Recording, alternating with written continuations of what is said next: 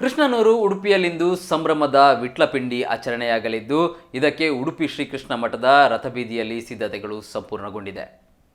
ದ್ವಾರಕೆಯಿಂದ ಬಂದ ಕೃಷ್ಣ 8 ಶತಮಾನಗಳ ಹಿಂದೆ ಉಡುಪಿಯ ಕೃಷ್ಣ ಮಠದಲ್ಲಿ ಪ್ರತಿಷ್ಠಾಪಿಸಲ್ಪಟ್ಟಿದ್ದಾನೆ.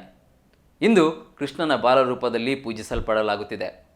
ಬೆಳಗ್ಗಿನಿಂದಲೇ ಸಾವಿರಾರು ಮಂದಿ ಭಕ್ತರು ಕೃಷ್ಣದೇವರ ದರ್ಶನ ಕೈಗೊಳ್ಳುತ್ತಿದ್ದಾರೆ. ಇಂದು ಹಗಲಿಡೀ ಉಪವಾಸ ಇರುವ ಕೃಷ್ಣ ಭಕ್ತರು ನಿರಂತರ ಪೂಜೆ ಭಜನೆಯಲ್ಲಿ ತೊಡಗಿಸಿಕೊಂಡಿದ್ದಾರೆ. ಕೃಷ್ಣ ಮಠವನ್ನು ವಿವಿಧ ಹೂವುಗಳಿಂದ ಅಲಂಕರಿಸಲಾಗಿದೆ.